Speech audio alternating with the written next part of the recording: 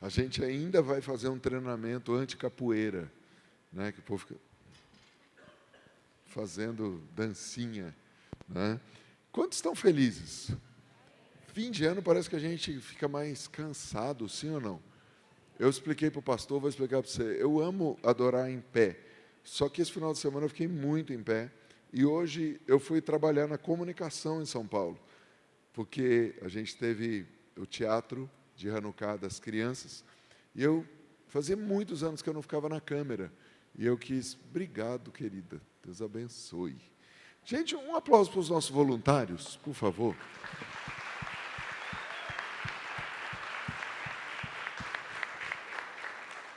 E hoje de manhã eu me voluntariei para ficar na câmera, e lá em São Paulo não tem banquinho, igual esse povo folgado aí, lá em São Paulo a gente fica em pé mesmo. Aí fiquei em pé a manhã inteira, depois nós saímos e fomos para a competição, que o pastor Cadu participou pela primeira vez, de bodybuilder, foi muito legal. Só que ficamos em pé a maior parte do tempo, até que na hora que ele foi aparecer, eu arranjei um jeito, me enfiei lá na frente para poder tirar foto. Prometi para ele e para a esposa dele que não ia pôr as fotos aqui, tá? Depois você vê no meu Instagram. Mas foi muito legal. Ele ficou entre os 10 primeiros, a primeira vez que ele competiu, sendo que entre os 10 primeiros tinham 5 profissionais, tá? Federados, e ele é amador. Então foi muito bacana. E ele falou, pai, a coisa mais importante para mim não foi ficar entre os primeiros. A coisa mais importante para mim foram as 2 conexões que eu fiz lá dentro. O coach dele chama ele de pastor, porque ele é pastor. E ele estava conversando com um cara que competiu, cuja esposa está com câncer já em estado terminal. E o cara estava desesperado. E ele ministrando esperança para o cara, e falando, cara, se apegue em Deus, né? Podemos orar. E daqui a pouco o coach dele chega, pastor, e o cara, você é pastor? Ele falou, eu sou pastor. Não, mas você é pastor mesmo, ou é seu apelido? Ele falou, não, eu sou pastor. O cara pegou o Instagram, falou, olha meu Instagram, anota aí. O cara tem quase 400 mil seguidores. E falou, bicho, eu estou precisando de ajuda. Você não iria lá na UTI orar pela minha esposa? Você não iria na minha casa? Alguns minutos depois, um outro cara falou, eu ouvi você falar que é pastor. Você é pastor mesmo? Ele falou, eu sou pastor. Por quê? Ele falou, eu fui expulso da igreja porque eu sou bodybuilder. O meu pastor disse que eu estava desviado. Será que eu podia visitar a sua igreja? Você podia orar por mim? Ele falou, pai, tudo que você profetizou está se cumprindo. Desde o primeiro dia que eu falei para o Cadu que ele deveria se dedicar mais para competir, o maior objetivo era esse, ele se tornar pastor dessa geração. Não é o prêmio, não é o dinheiro, não é a fama, mas é fazer Jesus famoso. Então, eu estou muito feliz por isso, porque se cumpre parte do nosso chamado, do nosso apostolado, de cuidar de pessoas que cuidam de pessoas. Eu estou muito feliz mesmo, estou agradecido. E hoje é o 4º dia da festa de Hanukkah, e por acaso o número do Cadu era 4. Tá? E 4 fala de portas.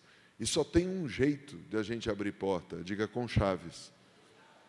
Porque tem 2 maneiras de você, ou melhor, várias maneiras de você passar pela porta. Uma é arrombando, é o que os ladrões fazem. Outra é passando pela porta, a gente ainda faz um treinamento. Mas eu não garanto que se você tentar passar e quebrar o nariz, a culpa vai ser minha. Você pode tentar. Mas a outra, você tenta a chave. E a gente vai falar um pouco sobre chave. Porque essa é uma festa que ela deve ser celebrada. E ela marca a história de homens que creram e perseveraram, se posicionaram e avançaram, não ficaram parados. E um dos milagres de Hanukkah, que mais se fala, talvez não seja o mais importante de todos. Porque se fala muito que o milagre de Hanukkah foi a multiplicação do óleo. E alguns rabinos dizem até que isso é um mito, que não é verdadeiro. Mas o maior milagre de Hanukkah não foi o milagre do óleo. O maior milagre de Hanukkah foi aquele bando de improváveis vencendo tantos guerreiros de Antíoco Epifânias. Aquele bando de trabalhador que não era nem guerreiro, vencendo não uma, não 2, mas 3 batalhas homéricas. Mas falando do óleo, eu poderia usar, talvez nesse mês de milagres, a história de 2 Reis 4, que fala da multiplicação do azeite na botija daquela mulher viúva que não tinha mais nada, ia perder os filhos. E eu estava tentado a dar mais um ponto de vista dessa história, quando o Senhor me chamou a atenção um capítulo antes. Porque todas as vezes que eu vou ler uma história, eu gosto de ler o contexto, ver de onde vem. E no capítulo anterior de 2 Reis, no capítulo 3, nós encontramos um outro milagre. E hoje eu gostaria que você acompanhasse na sua Bíblia, que você pegasse aí, abrisse sua Bíblia, nós vamos ler dos versos 14 ao 18. Quem achou diz amém, por favor.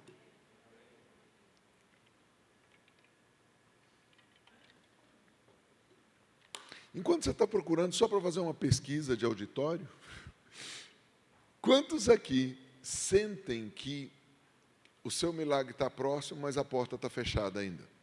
Levanta a sua mão. Quantos aí tem uma promessa que Deus já falou 89 vezes ou mais, e você fala, como é que a porta vai abrir? Fica aí com a mão levantada se você respondeu sim para alguma dessas perguntas. Beleza. Os que não levantaram a mão, tenham paciência comigo. Mas é sobre isso que eu vou falar. 5 chaves para abrir a porta do seu milagre. Disse Eliseu, tão certo como vive o Senhor dos Exércitos, em cuja presença estou, se eu não respeitasse a presença de Josafá, rei de Judá, não te daria atenção, nem te contemplaria. Ou seja, eu não ia te ouvir, nem te ver. E o verso 15, ele continua, ora, pois, trazei-me um tangedor. Quando o tangedor tocava, veio o poder de Deus sobre Eliseu. E este disse, assim diz o Senhor, fazei nesse vale covas e covas, porque assim diz o Senhor, não sentireis vento, nem vereis chuva, todavia, este vale se encherá de tanta água, que bebereis vós, vosso gado e vossos animais. Isso é ainda pouco aos olhos do Senhor, de maneira que também entregará Moabe nas vossas mãos. Pai, fala conosco e nos dá algo prático para nós vivermos a Tua palavra. Nos dá essas chaves para os milagres acontecerem ainda esse ano, em nome de Jesus. Posso ouvir amém? Qual é o cenário da nossa história? O cenário da nossa história é a nação de Israel dividida. Logo após a morte de Salomão, seu filho sobe ao trono, não houve conselho dos mais velhos, e a nação é rasgada, é dividida.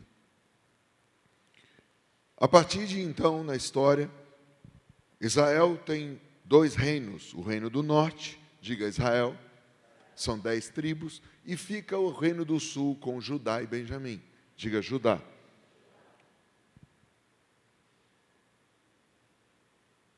À medida que nós lemos o texto, e se você ler alguns versos antes, fica mais claro em entender.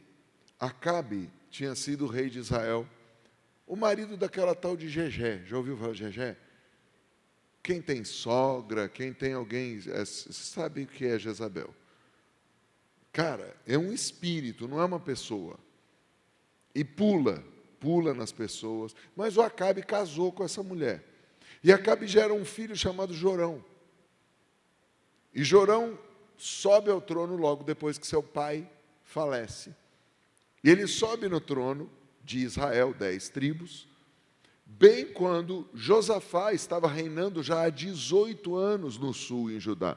Então pense, o sul está aqui, 2 tribos, tinha um rei chamado Josafá.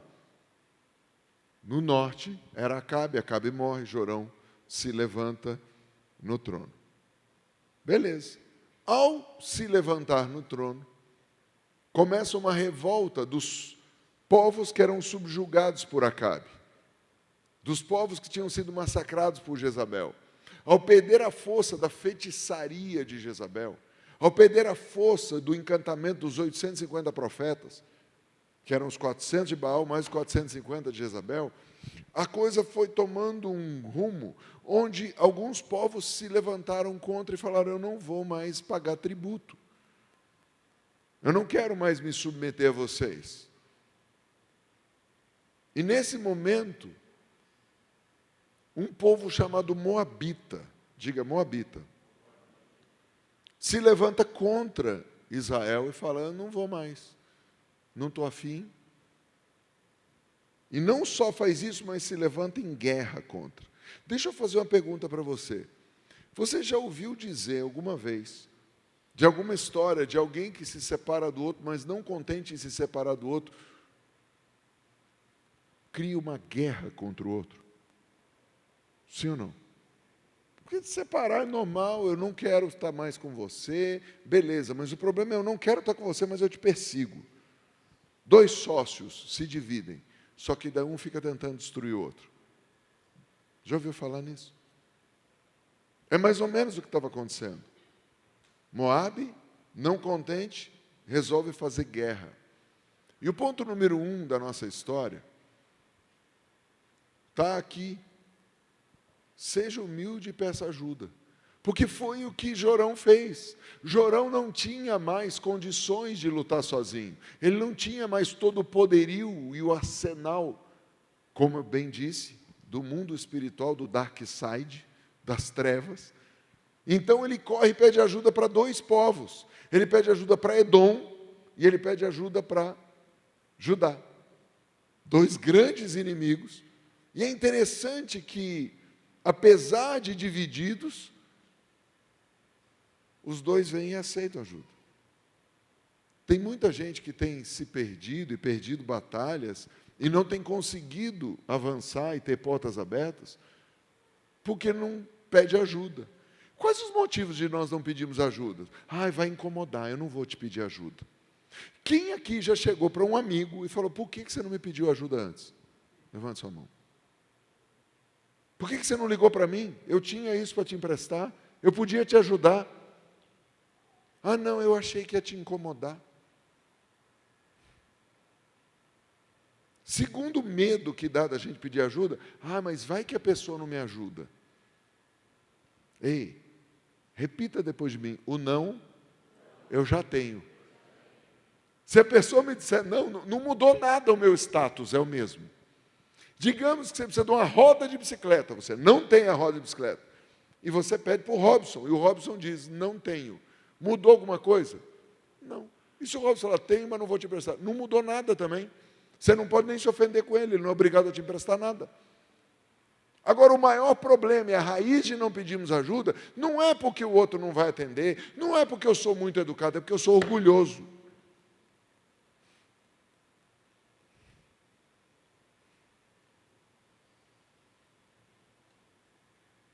Vamos quebrar o orgulho hoje? Vira para o vizinho e diga: vizinho, eu preciso de você. Nem Jesus andou sozinho. Jesus, para nascer, precisou de uma manjedoura emprestada. Jesus, para fazer o primeiro milagre, precisou de 6 talhas emprestadas. E tudo que Jesus ia fazer, nunca fazia sozinho. Jesus, para multiplicar pão e peixe, precisou do gordinho. Maurício, que gordinho? O gordinho que emprestou os 5 pães. Porque eu duvido que o gordinho foi embora, Vanso, sem uns 10 pães e uns 15 peixes. O gordinho tuchou a lancheira, falou: é nóis. 12 cestos, mas essa aqui é meu. Semana passada eu falei com vocês sobre estar disposto a tirar a pedra dos outros. Quem está aqui? Quem estava aqui semana passada? Semana passada eu também falei sobre estar disposto a desatar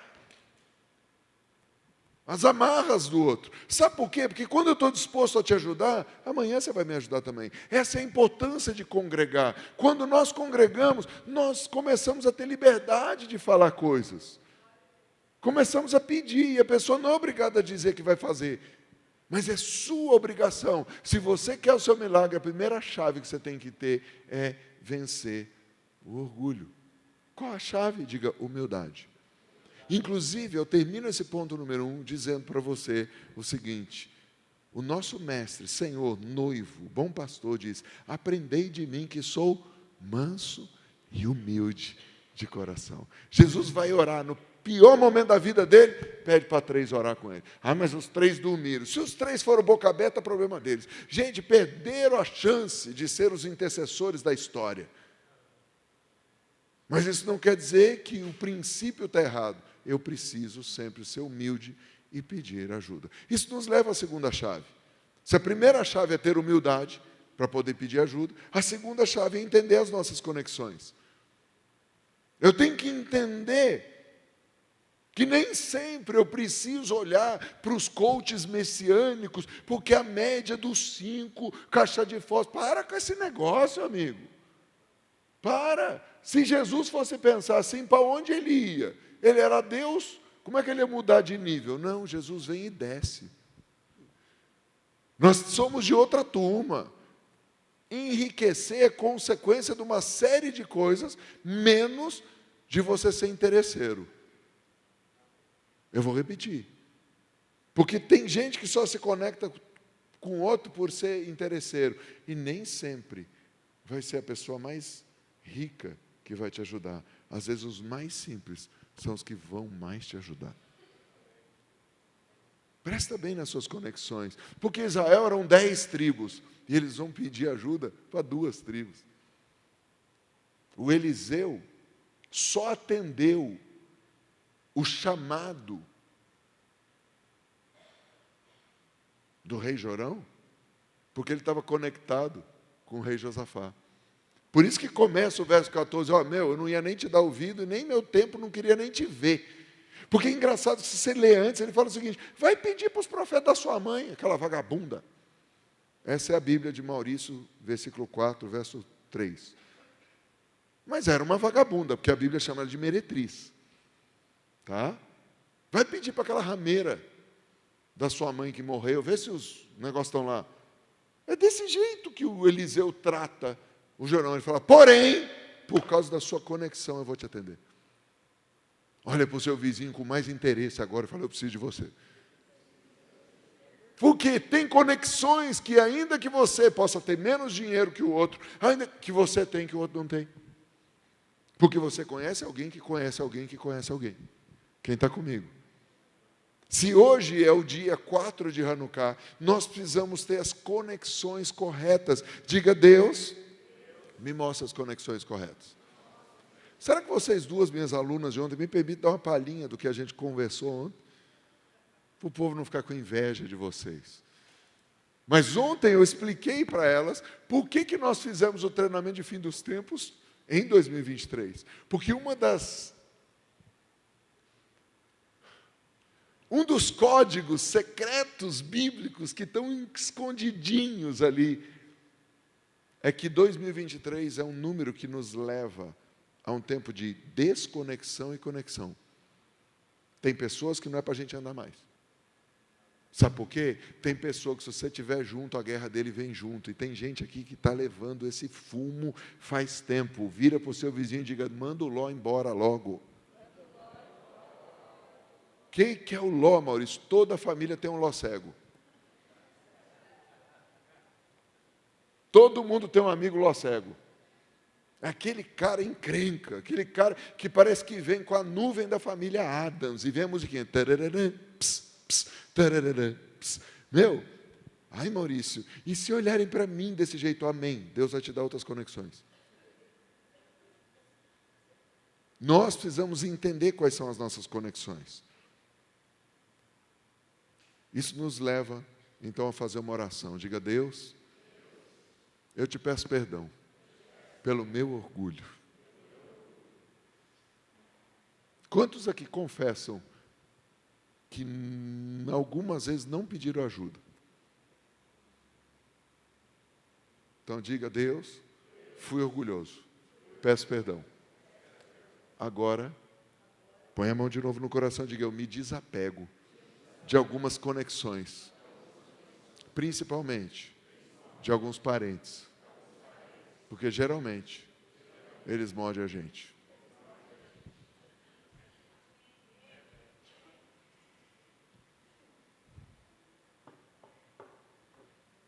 Isso nos leva à terceira chave. Se a primeira chave é humildade, a segunda chave são as conexões corretas, a terceira chave é adore até mudar a atmosfera. É muito louco porque, lê de novo, pega a sua Bíblia e lê de novo o verso 15. O verso 15 diz assim: ora, pois, trazei-me um tangedor. Quando o tangedor tocava, veio o poder de Deus sobre Eliseu. Muito louco, né, gente? O que isso tem a ver? Deixa eu te mostrar um dos truques favoritos do inimigo. A ciência já provou que se você ficar ouvindo e se expondo a coisas ruins, o seu corpo reage liberando veneno no próprio corpo. Estou tentando explicar da maneira mais simplória possível, tá? São toxinas que vêm, blá, blá, blá, blá, blá, blá, tá? Mas o seu corpo reage. Deixa eu tentar te explicar melhor para você entender. Quem aí chegou a ver, de longe, borrado, alguma cena das crianças morrendo lá em Israel há pouco tempo? Quem já chegou a ver cena de muçulmano, não muçulmano, perdão de falar assim, de extremistas malucos decapitando cristão?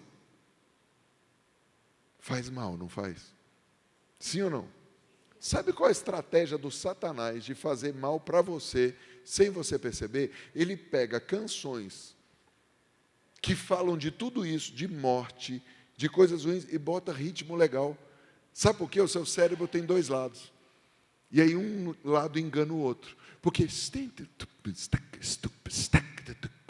e sua cabeça fica lá ligada no ritmo, na melodia, e o cara está defecando na sua cabeça. E aquilo vai entrando, você não percebe, daqui a pouco você está todo intoxicado. Por que nós temos uma geração embotada, revoltada, passiva? Porque ela está intoxicada, ouvindo um monte de porcaria. Alguém está comigo ainda, sim ou não? Eu estou cansado de ver uns caras falando porcaria na internet. Não, porque isso é do diabo. Não, desculpa, cara, nenhum ritmo é do diabo. Porque quem criou o diabo foi o próprio Deus. Antes dele ser diabo, ele era um querubim. Ele resolveu ser diabo. Então a melhor maneira de falar é o seguinte: quem criou o diabo foi o próprio diabo. Mas quem criou o querubim ungido foi Deus. Tá bom? Corrigindo. Então volta aqui.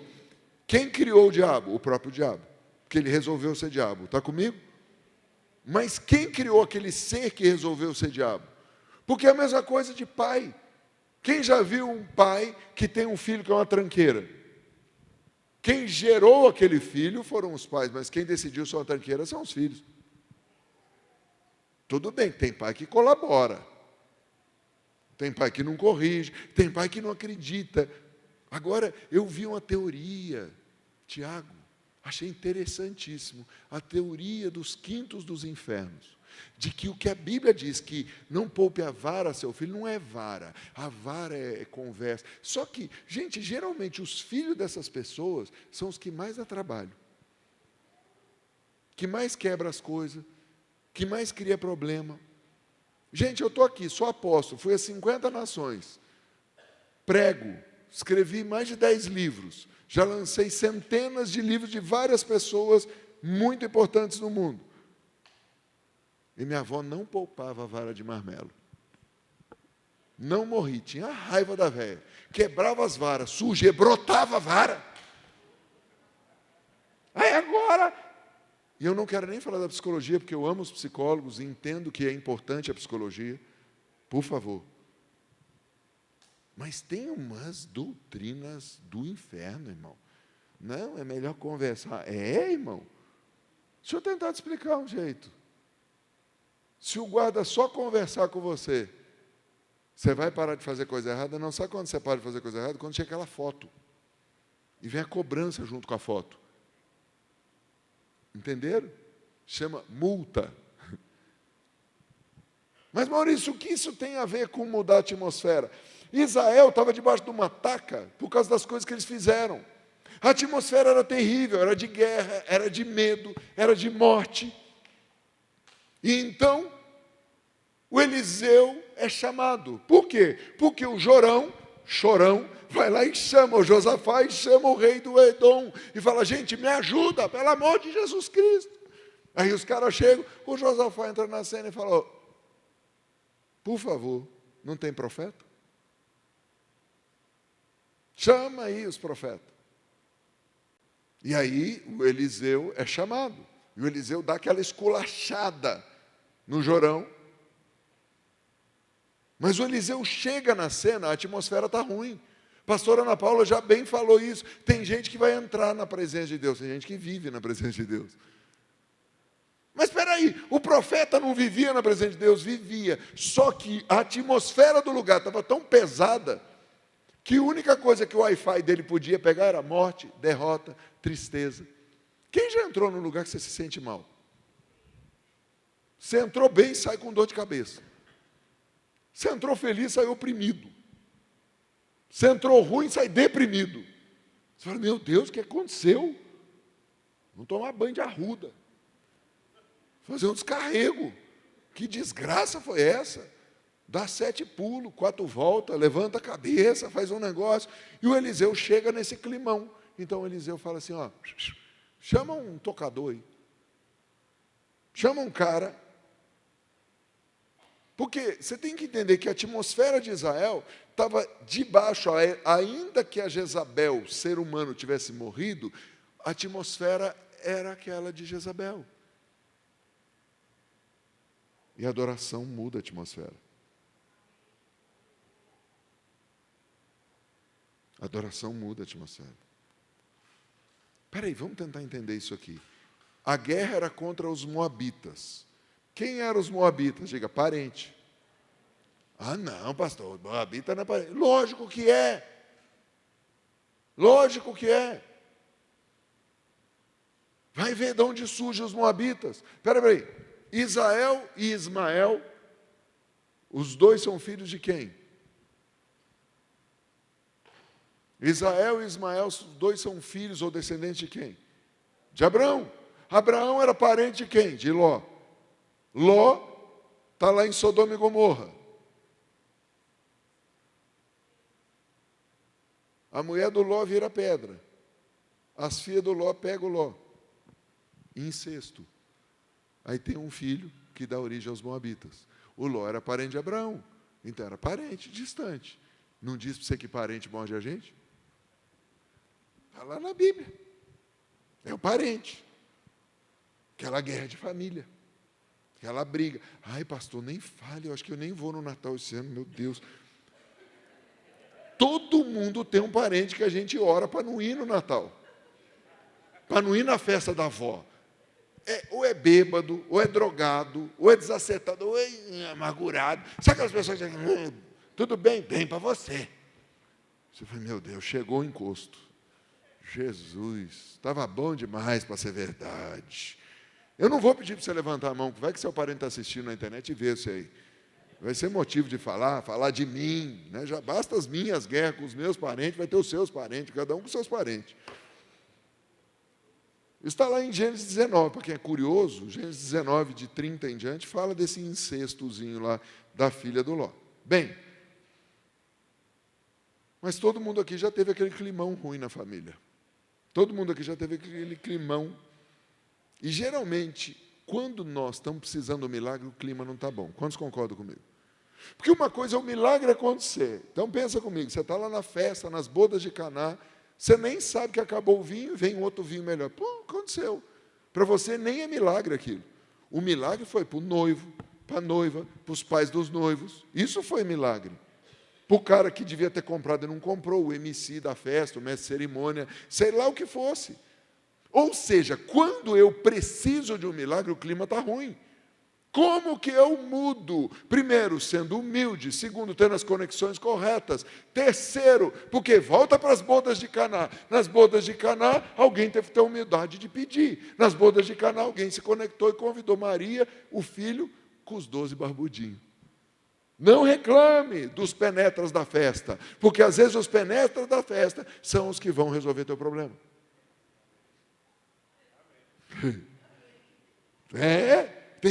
Para de murmurar. Mas a terceira chave é adore. O clima está ruim, adore. Porque a gente tem mania de adorar quando está tudo bom. Eu adoro a ti, aleluia. Está ruim, oh meu Deus. E a gente só canta putz, putz, putz, putz, putz, putz. Não é verdade? Muda esse clima. Quer ativar milagre? Pega a chave da adoração. E é muito louco, porque o cara que está na cena ali é um tal de Josafá. É o mesmo Josafá que anos antes se juntou com o pai de Jorão.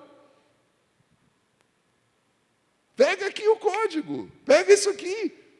Anos antes, Josafá se juntou com o pai de Jorão para uma outra guerra muito pior. E aí o Senhor diz, nessa batalha não terás que pelejar, apenas adore, porque o Senhor vai à frente e peleja por vós. Eu não estou dizendo, irmão, que você cantar um hino, que você botar um CD, se você é antigo, se você botar um MP3, MP4, o que for, que Deus vai dar vitória total. Não, mas Deus vai mudar o clima. A atmosfera vai começar a mudar e você vai ouvir outras vozes. Porque você só está ouvindo a voz do medo, você só está ouvindo a voz da depressão, você só está ouvindo a voz da derrota, você só está ouvindo a voz da miséria. Isso também me lembra de Davi. Que nas piores batalhas ele estava adorando. Isso também me lembra do diabo. Que o diabo chega para Jesus e fala o seguinte: se você me adorar, eu te dou todas as chaves do reino. Ei, entendeu por que essa chave é importante? Porque a adoração é uma chave, até o diabo sabe. Olha para o seu vizinho e diga, eu acho que você é melhor que o diabo. Quem está comigo? Porque o nome dele é coisa ruim, então você tem que ser melhor que a coisa ruim. Você não pode ser a coisa pior. Posso ouvir amém? Quer ativar milagre? Pega a chave da adoração, começa de manhã adorando. Já bota o cântico lá. Ontem nós passamos às 6 horas e a cada aula uma adoração. Foi ou não foi? Cada aula. Por quê? A minha esposa falou um negócio. Tem uma canção que ela não aguenta mais ouvir. Que ruja o leão. E que até. Porque, cara, tem música que cansa, não cansa? Mas ela falou, eu adorei ontem de outra maneira, porque eu tive entendimento. Porque uma coisa é você cantar, outra coisa é você adorar com entendimento. Para vocês duas, fez sentido? Só ir no velho. É verdade ou não foi? Mas com entendimento faz a diferença. Adore com entendimento. Faça uma playlist e comece a adorar. Ah, pastor, lá no meu trabalho não dá para adorar. Dá. Já ouviu falar de fone de ouvido? Já ouviu falar de WC? E não é Vanderlei Cardoso. Pega o fone de ouvido, vai lá para o banheiro da empresa e estabelece um altar. Ai, pastor, eu vou estabelecer altar em banheiro? Ei, Deus te conhece pelado e sabe o que você faz. É o lugar que você pode fazer, vai e faz. Porque é a chave que vai começar a mudar a atmosfera. Foi assim que o profeta conseguiu receber qual era a revelação. Está escrito aqui, o profeta pede, traz um tangedor. E está escrito, assim que o tangedor começou, o download veio e o profeta disse, assim diz o Senhor. Porque quem estava dizendo era a senhora Jezabel, quem estava dizendo era os moabitas, quem estava dizendo era o capeta. Você quer ouvir Deus? Adore a Deus. Diga, Senhor, peço perdão por ter levantado um altar de murmuração. Hoje eu troco esse altar por um altar de adoração ao Senhor.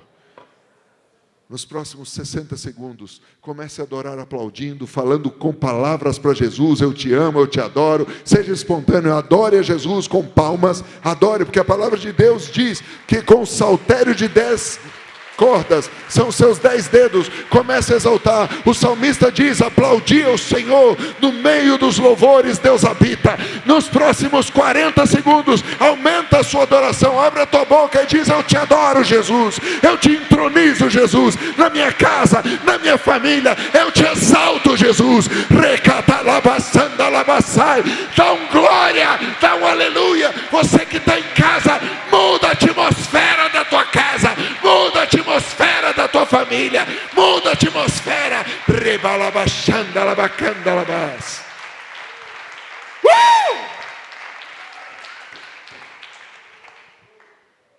Muda a atmosfera. É verdade ou não é? Quarta chave.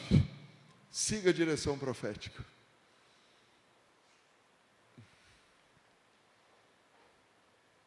A palavra deixa claro isso.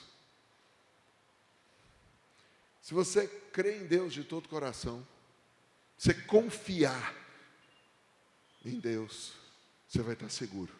Mas se você crê nos profetas, você vai prosperar. Diga, eu confio em Deus. E eu vou parar de desprezar as profecias. Dá uma olhada no verso 16. Este disse, assim diz o Senhor, fazei nesse vale covas e covas. Parece que a gente mora num vale. É verdade ou não é? Pastor, a cova é para os parentes? Oh, mentalidade.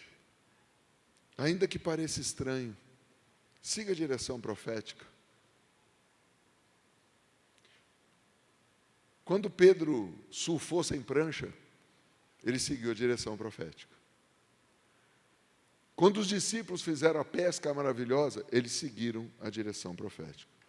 Os discípulos diante da multidão faminta, e quando descobre a generosidade do gordinho, me emprestem a sua criatividade de quinta série por um instante. Mas pense na cena, você é na frente de 5.000 homens, fora mulher e criança. É gente pra caramba. Tinha umas 20.000 pessoas. O que é 5? Gente, na hora que o povo visse aquilo, ia para cima. Aí Jesus traz a palavra profética e diz, mande o povo assentar.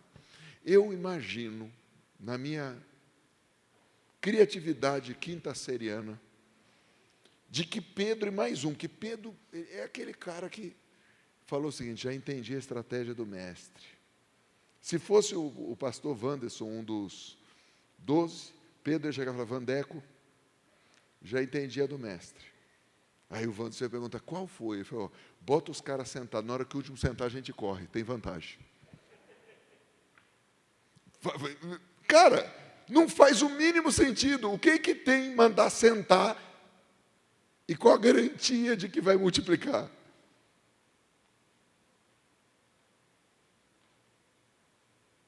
O que tem mandar encher 6 talhas que era para um negócio para fazer outro? Semana passada eu te ensinei como você para de bloquear os seus milagres. Lembra disso, sim ou não? Nessa semana eu estou te dando chaves para ativar o seu milagre, para abrir a porta. Vira para o seu vizinho e diz, segue o fluxo. Que fluxo? Profético, irmão. Segue o fluxo profético. Tem uma promessa na sua vida, tem uma palavra na sua vida. Segue aquilo que Deus mandou.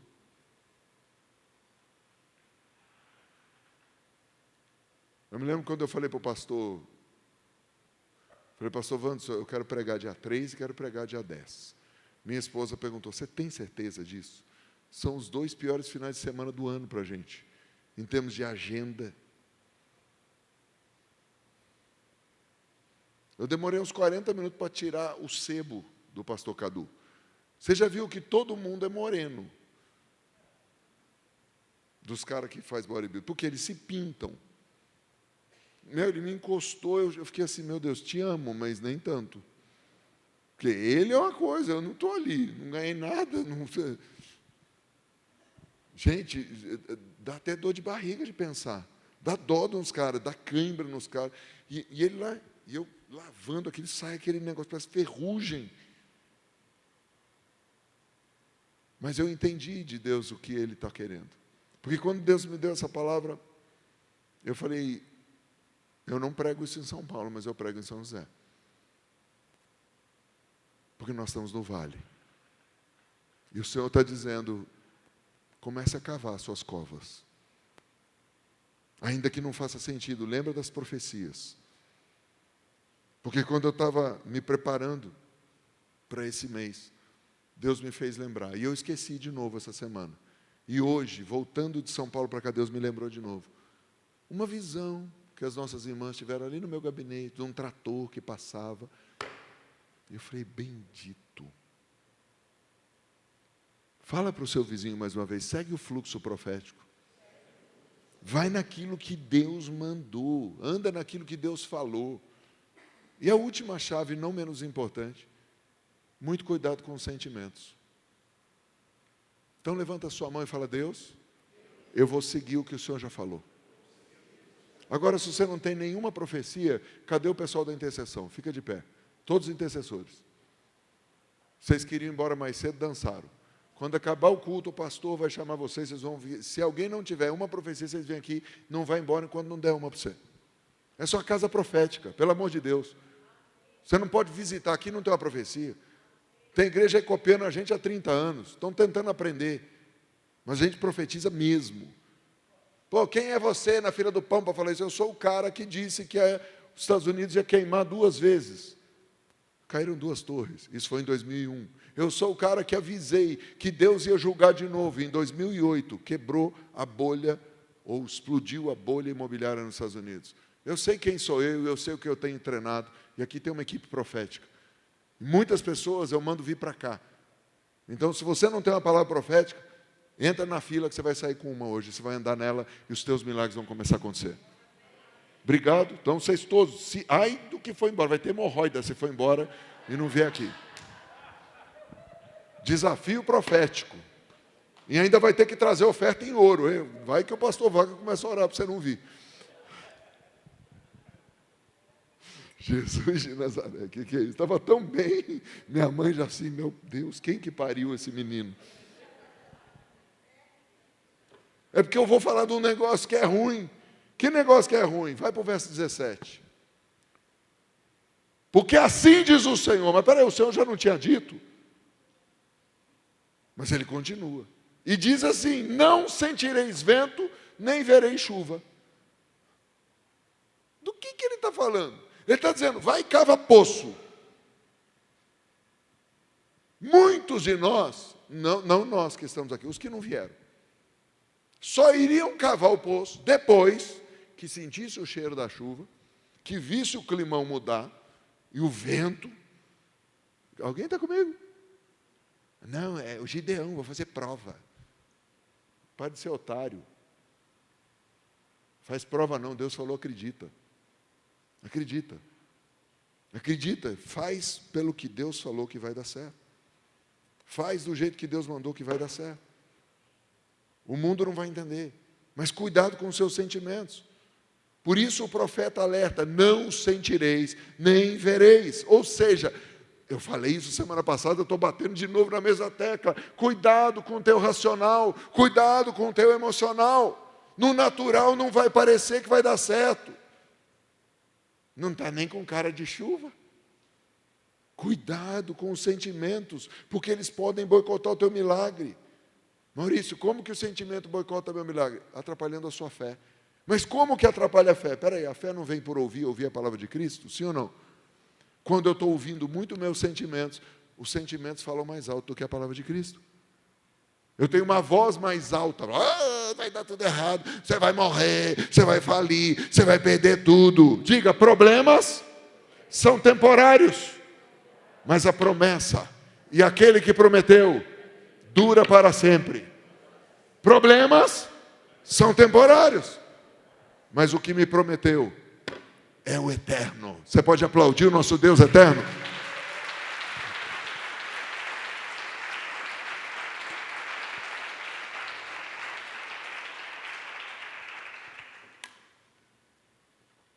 E digo mais, isso é ainda pouco aos olhos do Senhor, de maneira que também entregará Moabe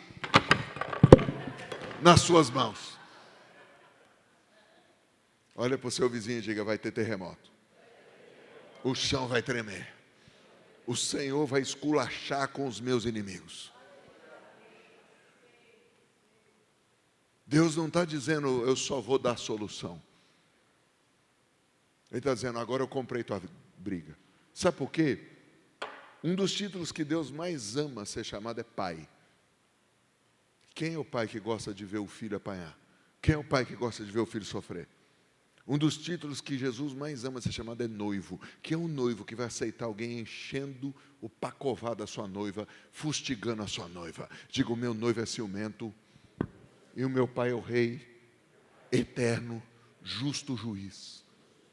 Se você tomar cuidado com os seus sentimentos, essa chave não é para abrir, é para fechar. Põe a mão no teu coração e diga, eu fecho a porta do meu coração para todo sentimento que não venha de Deus.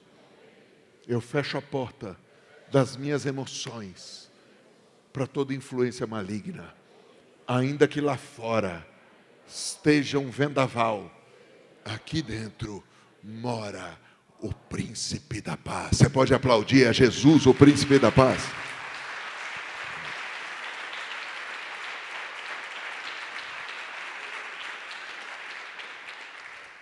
Fecha os teus olhos, por favor.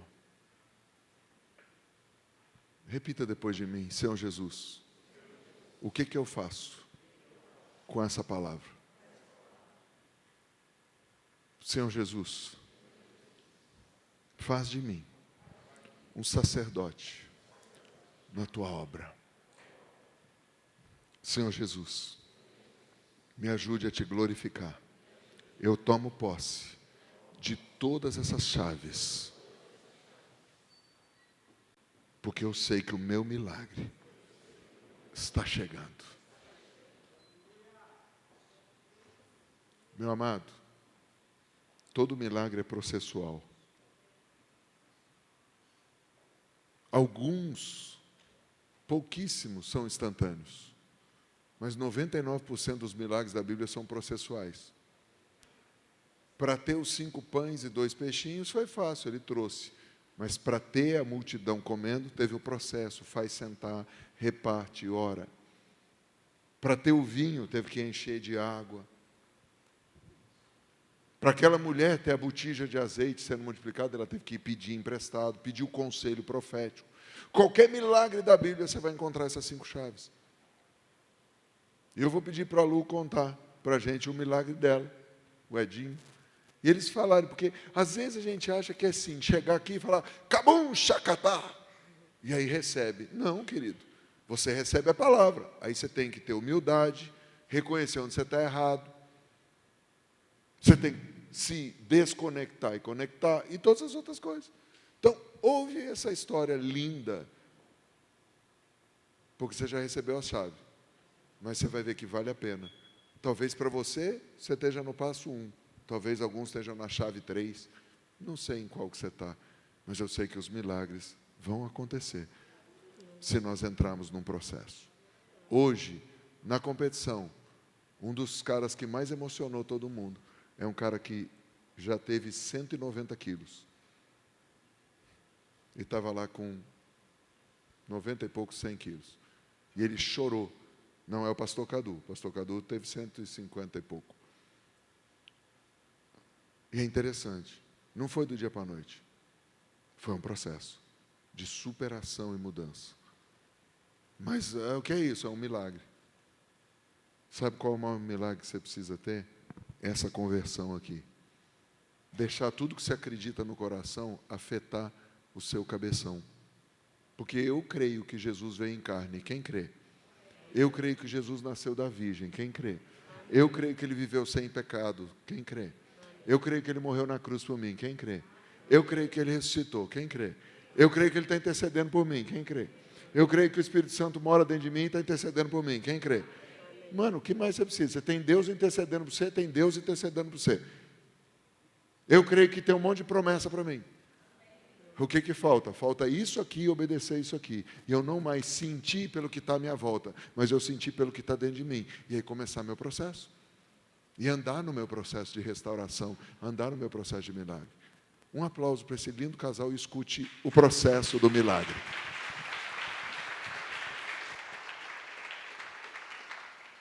Shalom. Eu vou tentar ser bem rápida com tudo que aconteceu na nossa vida.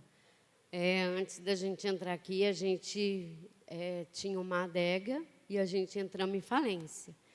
Aí só tinha dívidas.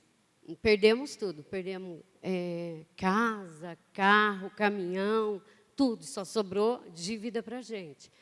Aí eu estava conversando com Deus, eu falei, o dia que eu perder tudo isso aqui, eu vou procurar uma igreja, porque eu era católica, e eu não ia na missa.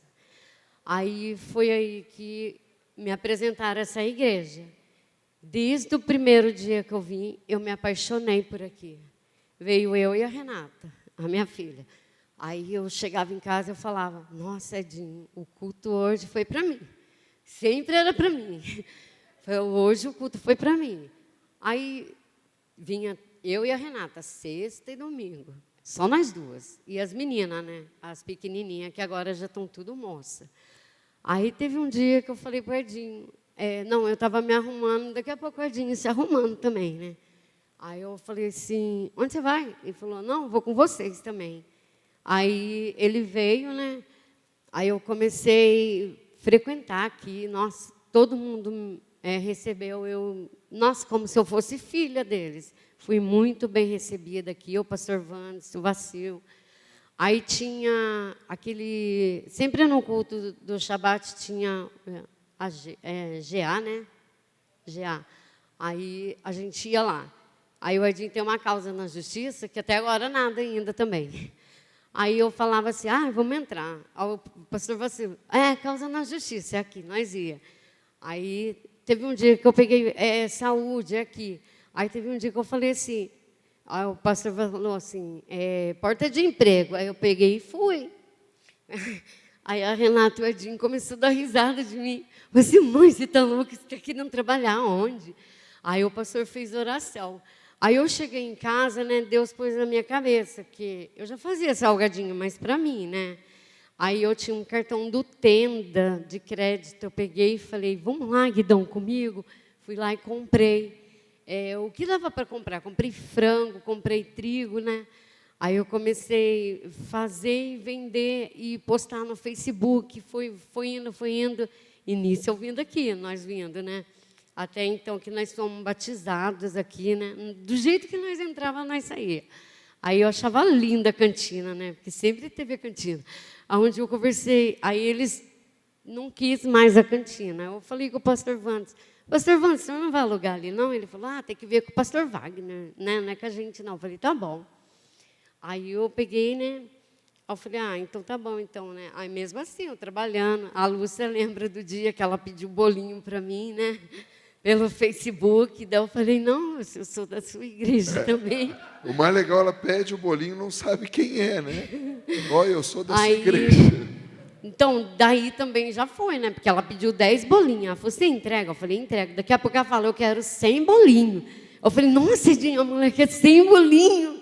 Né? Eu falei, graças a Deus. Aí depois teve um dia também que o pastor Wanderson chamou a gente para assumir a conferência. Aí eu falei assim, nossa, Edinho, o pastor Wanderson ligou. Ai, que nervoso, né?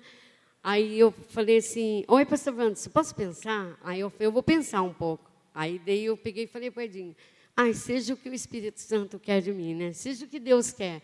Aí eu falei para o pastor Wanderson, eu vou aceitar. Aí eu peguei, né, aceitei. Daí ele falou, mas você tem que fazer muito salgado. Eu achava muito salgado, era 40 salgado, né? Daqui a pouco ele fala, é para mais de 300 pessoas. Eu falei, nossa, e agora? Aí eu peguei e vim, né, fiz. Eu comprei salgado de um homem para ajudar, porque o pessoal daqui era chique. Vocês entenderam? Ela elogiou você. Faz assim, amém.